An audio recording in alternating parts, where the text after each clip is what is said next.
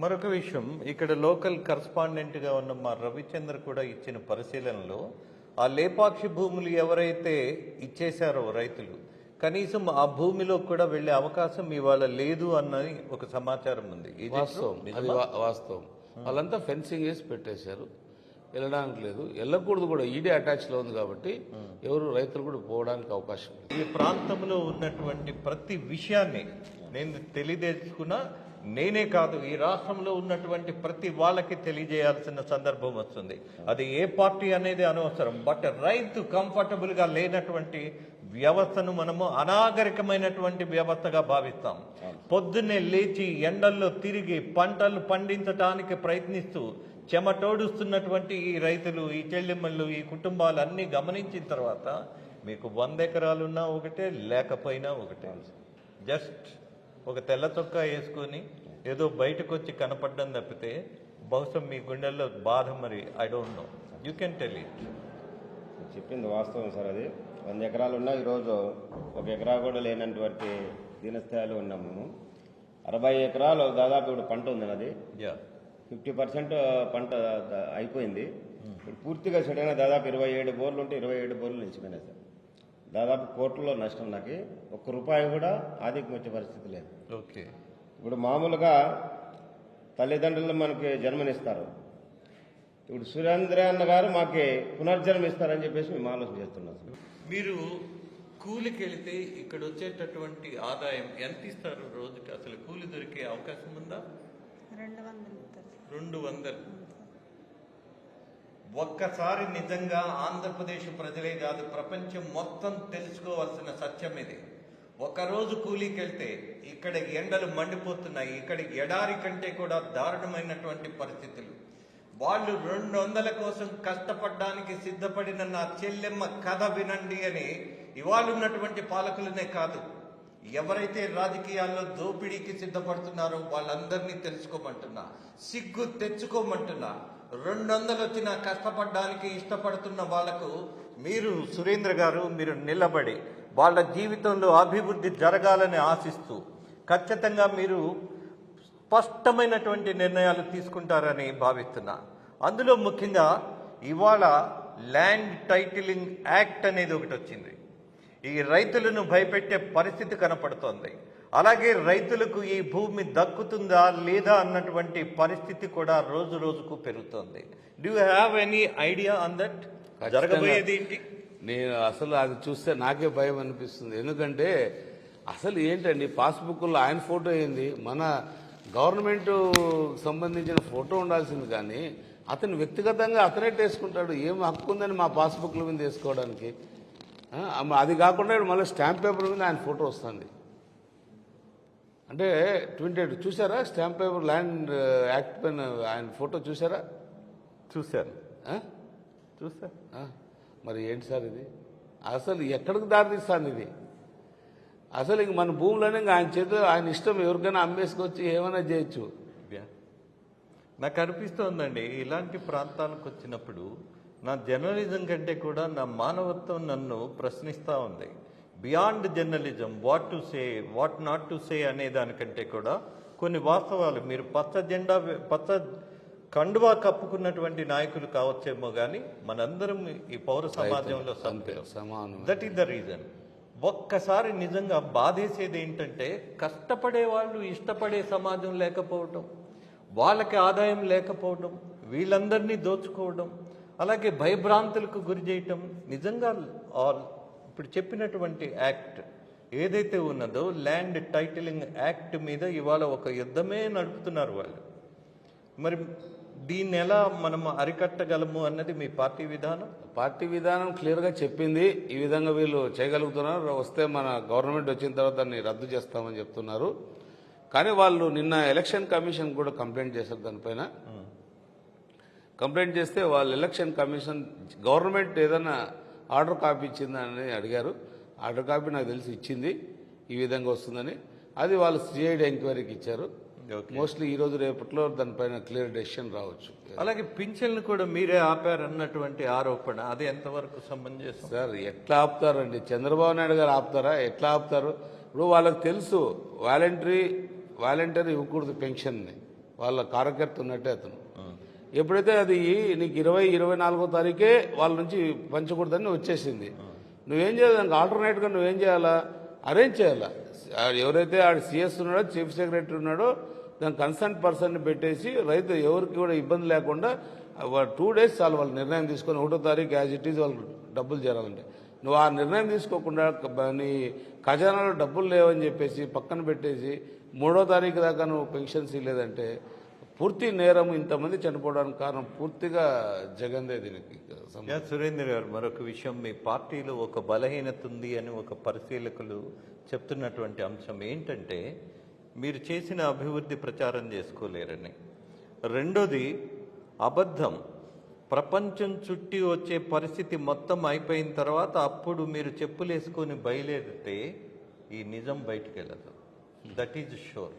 ఎందుకంటే అబద్ధానికి, అలాగే ఇవాళ ఉన్నటువంటి నెగటివ్ ప్రపంచంలో చాలా అబద్ధం జనాన్ని నమ్మించేసే పరిస్థితి ఉన్నది. వాస్తవం. మరి ఇప్పుడు ఇవాళ ఏమైనా జాగ్రత్త తీసుకున్నారా? అనేకమైనటువంటి అంశాలు, సమస్యలు సృష్టిస్తూ, ఒకటి పెన్షన్ ఆపేశారని, 2 ప్రజలకు భూములను దక్కించే ప్రయత్నంలో ల్యాండ్ యాక్ట్ ఏదైతే ఉన్నదో, టైటిలింగ్ యాక్ట్, దాన్ని ఆపే ప్రయత్నం, కన్ఫ్యూజన్స్ చేస్తున్న ప్రయత్నం మీరే చేస్తున్నారని. అలాగే అనేకమైనటువంటి అంశాలు, నవరత్నాలు ఏవైతే అద్భుతంగా నేను జనాలకు ఇచ్చానో. రెండోది సంక్షేమ పథకాలు. చాలా విచిత్రమైనటువంటి పరిస్థితి, నాకు కూడా అర్థం కాదు. మీకు ఆదాయం లేకుండా మీ కుటుంబాన్ని మీరు పోషించగలుగుతారా? అసలు ఎలా సాధ్యమవుతుంది? ఒక రైతుగా అయితే కొంతవరకు ఏదైనా రైతు పండించిన దాంట్లో అసలు పంటే పండకపోతే ఏ విధంగా పోషిస్తారు? మీకు తెలియదు సార్. నేను ఎప్పుడూ చూడలేదు. మొన్న ఒక పల్లెకి వెళ్ళినాను. ఇక్కడ 80 సంవత్సరాలు ఉంటాయి ముసలాయన వచ్చి, నేను వాల్మీకి హారం వేస్తాను పైనకి. అక్కడ పైన ఉన్నాడు ఆయన, గ్రామంకి సంబంధించి వాల్మీకి పెద్ద. వేస్తా అంటే వచ్చి ఏడ్స్తాడు. ఎందుకబ్బా, నేనేమైనా తప్పు చేశానేమో, నాకు ఒక భయం అనిపించింది. ఎందుకు ఇంత పెద్ద ఆయన ఏడుస్తున్నాడు అనిపించింది. ఏం తాత ఏడుస్తున్నావు, చెప్పు, ఏం ప్రాబ్లము, ఏం జరిగింది చెప్పండి అంటే, నాయన నాకు ఏం వద్దు నాయన, నేను చనిపోయే లోపల నాకు ఆ నీళ్ళు ఇస్తే చెరువులకి మేమంతా నీకు రుణపడి ఓట్లేస్తాం, అదొక్క పని చేయనంటే నాకు నిజంగా చలించిపోయినా. అంటే వాళ్ళు కోరుకుంటా ఉండేది అది తాగడానికి లేవు, వ్యవసాయానికి కూడా లేవు, నీళ్ళు రెండిటికీ లేవు, వేరే ఛాన్సే లేదు. మరి ఇంత దారుణంగా మనం పాలకులు ఉన్నాము. ఎందుకు ఈ కంపెనీలు, ఐటీ కంపెనీలు ఎందుకు, ఇంకో కంపెనీలు? మనం ఫస్ట్ మన రైతును బతికించుకోవాలి కదా. రైతునే బతికించుకోలేకపోతే ఇంక మనం ఎవరి కోసం మనం బతకాలి, ఎందుకోసం బతకాలి? మీరు ఇక్కడ ఈ ప్రాంతంలో కూడా ఇంత టెక్నాలజీ డెవలప్ అయినప్పుడు టమాటా రైతులు రోడ్డు మీద పారేయద్దు, టెక్నాలజీ ఉపయోగించండి. ఈ దేశంలోనే కాదు, ప్రపంచంలో ఎక్కడ ఎప్పుడు ఎవరికి టమాటా అవసరమో మీరు టెక్నాలజీ ద్వారా తెలుసుకుంటే ఇది 24 hours లో మీరు వాళ్ళకి. వ్యవసాయం గురించి అదొకటి, ఆరోగ్యం గురించి వెళ్తే నేను నా లైఫ్ హిస్టరీలో ఎక్కడా కదా ఇంతవరకు చూడలేదు. ఒక 5 మందిని చూశాను. కుందుర్పి మండలం ఉంది అక్కడ. ఆ మండలంలో ఆపరేషన్, మన కాలు ఫ్రాక్చర్ అయితే ఆపరేషన్ ఎట్లా చేస్తామండి? ఎట్లా చేస్తాం మామూలుగా? నీకు తెలిసిన మెథడ్ చెప్పండి, ఏ విధంగా చేస్తాం?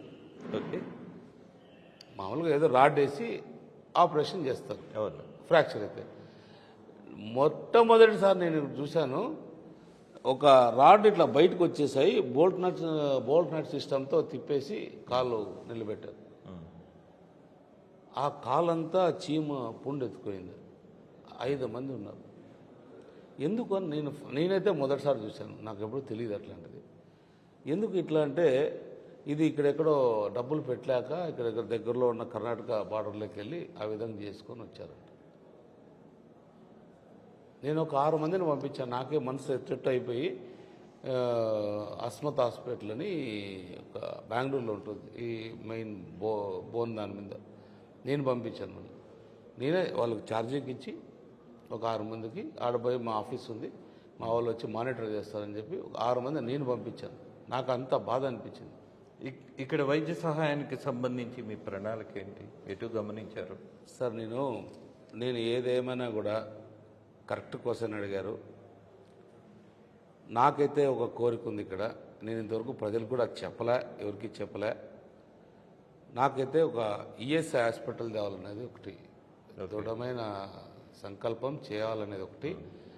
నేను ఏదైనా కేంద్ర ప్రభుత్వంతో మాట్లాడడం, చంద్రబాబు నాయుడు గారు ఆయన ఇవ్వాల్సిన గ్రాంట్ ఏదైనా 10-15%, 20% ఇవ్వగలిగితే అది 500 కోట్లు కావచ్చు, 400 కోట్లు కావచ్చు, 200 కోట్లు కావచ్చు, ఒక మంచి ఈఎస్ఐ హాస్పిటల్ చేస్తే మొత్తం ఈ వ్యవస్థ అంతా కూడా ఒక బ్రహ్మాండమైన హబ్గా ఉంటుంది కళ్యాణదుర్గ ప్రాంతం. ఇదే కాదు, పక్కనున్న రాయదుర్గం, ఉరవకొండ, పక్కన కర్ణాటకకు సంబంధించిన 4-5 తాలూకాలు ఉన్నాయి. అవన్నీ కూడా సెంటర్ అయిపోతే అన్ని విధాలుగా కూడా ఆరోగ్య కేంద్రం కూడా అవుతుంది. ఇక్కడ డెవలప్మెంట్ కూడా బాగుంటుంది అనేది నా నిజంగా అది చేయాలనేది ఒక పెద్ద ఆశ. నెరవేరుస్తారనే ధైర్యం కూడా నేను అడిగాను కూడా. నాకు పరిచయాలు ఉన్న వాళ్ళతో అంటే చెప్పడం తప్పవుతుంది, నేను అది బహిరంగం, ఎందుకంటే ఆఫీసర్ల గురించి నేను అడిగాను. నేను ఇట్లా ప్రామిసెస్ చేస్తాను అంటే don't worry, we are there, go ahead అన్నారు. విద్యకు సంబంధించి విద్యుత్ అయితే అసలు మొన్న మా వాళ్ళు వెళ్ళినారంట, మా డోర్ టు డోర్ మా ఫ్యామిలీస్ క్యాన్వస్ చేస్తున్నారు కుందిరి మండలంలోనే. ఒక ఇంట్లో పోతే పెద్ద సౌండ్ వచ్చిందంట, టీవీ పగిలిపోయిందంట. అంటే ఏమంటే వోల్టేజ్ ప్రాబ్లం హెవీగా ఉంది. అంటే ఎక్కడ కూడా ఈ విద్యుత్ స్టేషన్స్ కానీ ఏవి కూడా సక్రమంగా లేదు. అంటే అప్స్ అండ్ డౌన్స్ ఎవరు కంట్రోల్ చేసేవాళ్ళు లేకుండా ఈ పరిస్థితిలో ఉంది, చాలా ఉంది అది కూడా. కాకపోతే వాళ్ళు ఇప్పుడు ఈ మధ్య ఒక పని చేస్తున్నారు, అంటే అది డబ్బు వచ్చే పని ఏదైతే ఉందో ఆ పని చేసి పెడుతున్నారు. అన్ని చోట్ల ఎలక్ట్రికల్ కాంట్రాక్టర్స్కి పోల్స్ వేసి లైన్ లాగే పని రాష్ట్ర వ్యాప్తంగా చేస్తున్నారు. అంటే దాంట్లో డబ్బు దానికి కేంద్ర ప్రభుత్వం నుంచి వస్తుంది కాబట్టి వాళ్ళ కాంట్రాక్టులు కాబట్టి వాళ్ళకి అదొకటి చేయగలుగుతారు. కానీ ఏదైతే సబ్స్టేషన్స్ ఉన్నాయో అవి అభివృద్ధి చేయట్లేదు. ఓకే, హార్టికల్చర్ సంబంధించి సబ్సిడీలు ఉన్నాయి. More and more support from the central government ఉన్నది. ఆ పథకాలు జనాలకి చేరట్లా. ఇవాళ మీరు ఈ కేంద్ర ప్రభుత్వ పార్టీ ఏదైతే ఉన్నదో బీజేపీతో కూటమిలో ఉన్నారు. ఈ కూటమి ద్వారా మీరు సాధించగలిగే అనేటటువంటి సహాయ కార్యక్రమాలు కూడా ఉన్నాయి. Would you like to go for that? Yes sir, గొర్రెలు ఉన్నాయి, మేకలు గొర్రెలు ఉన్నాయి, అదంతా సబ్సిడీలో వస్తుంది. మన వాళ్ళు ఎవరు దాని మీద దృష్టి పెట్టలేదు. ఇక్కడ దాని మీద ఎక్కువ ఆధారపడ్డారు. ఈ ప్రాంతం అంతా రైతులు కానీ గొర్రెల మేకల మీద బాగా ఆధారపడ్డారు. ఎందుకంటే ప్రతి ఒక్క ఇంటికి ఒక 100, 50, 200 ఉన్నాయి. వాళ్ళకి ఏదైనా 10 లక్షలు, 1,50,000 లక్షల దాకా కూడా లోన్లు వస్తాయి. 50% సబ్సిడీ ఉంది. బ్యాంకుల ద్వారా మనం ఏర్పాటు చేయగలిగితే వాళ్ళకి 50% సబ్సిడీ ఉంది. నేను అది కూడా చేయాలనుకుంటాను. అది కూడా నేను దాని ఫీడ్బ్యాక్ తీసుకున్నా, ఎట్లా చేయొచ్చు ఏంటి అనేది కూడా ఫీడ్బ్యాక్ తీసుకున్నా. అవన్నీ కూడా ఎందుకంటే ఇప్పుడే మనం అన్నీ చెప్పేసినాం అనుకో, ప్రజలకు ఏదైనా ఒక చిన్న తప్పు అన్నీ చెప్పి ఒకటి చేయకపోయినా కూడా మన పైన కామెంట్ చేస్తారు. ఈ నియోజకవర్గ ప్రజలకు మీరు చెప్పదలుచుకున్నది, మీరు ఏదైతే ఒక కాన్ఫిడెన్స్ అని చెప్తున్నారో అలాగే రేపు ఓటింగ్లో కూడా తీసుకోవాల్సిన జాగ్రత్తలతో పాటు will you please give a message to? ఖచ్చితంగా మన ప్రాంతాన్ని అయితే అభివృద్ధి చేసుకోవాల్సిన అవసరం చాలా ఉంది. చాలా రకాలుగా మా ప్రాంతం వెనుకబడింది. ఆ వెనుకబడి దాన్ని ఖచ్చితంగా నేనైతే రాబోయే 5 సంవత్సరాలు అభివృద్ధి చేస్తున్నా. ఒక్కొక్కటి అంశాల వారీగా అభివృద్ధి చేసుకుంటూ వెళ్తా. కాబట్టి ప్రజలందరూ కూడా ఒకటే కోరుకుంటున్నా, ఇప్పుడు రాబోయే ఎన్నికల్లో కూడా నన్ను 13వ తారీఖు ఎన్నికలు ఉన్నాయి, నన్ను ప్రజలందరూ కూడా ఆదరిస్తారని ఆశిస్తున్నా. మంచి మెజార్టీతో నన్ను అసెంబ్లీకి పంపిస్తారని ఆశిస్తున్నా. ఎప్పుడైతే మనం చట్టసభల్లోకి వెళ్తామో మనం అనుకునే పనులు కూడా సక్రమంగా చేసేదానికి అవకాశం ఉంటుంది. అన్ని రకాలకు కూడా మనం అభివృద్ధిలోకి వెళ్తామనే ఒక దృఢమైన నమ్మకంతో ఈ అసెంబ్లీకి రావడం జరిగింది తప్ప నేనేదో ఒక ఎమ్మెల్యే ట్యాగ్ కోసమో లేదా దీంట్లో డబ్బు సంపాదించాలనే దాని మీద అయితే రావట్లేదు. క్లియర్గా సర్వీస్ చేయాలని మోటివ్తో ఉన్నాను కాబట్టి నాకు కాన్ఫిడెన్స్ అయితే ఉంది. ఖచ్చితంగా నేను సర్వీస్ చేస్తాననే ధైర్యం నాకు ఉంది, చేస్తాను. ఇవాళ ఇక్కడికి వచ్చినటువంటి ఈ పరిస్థితుల్లో వీళ్ళందరినీ గమనించిన తర్వాత ఒకే ఒక మాట, ఒకే ఒక నమ్మకం. సురేంద్రబాబు గారు, wishing all the best. Thank you sir. 100% మనం చర్చించినటువంటి అంశాలు రేపు నిజం కాబోతున్నాయని మీ నియోజకవర్గం ఈ రాష్ట్ర ప్రజలందరికీ ఒక సూచికగా, ఒక ఉదాహరణగా చెప్పుకునే మంచి రోజు రావాలని భావిస్తూ ముగిస్తూ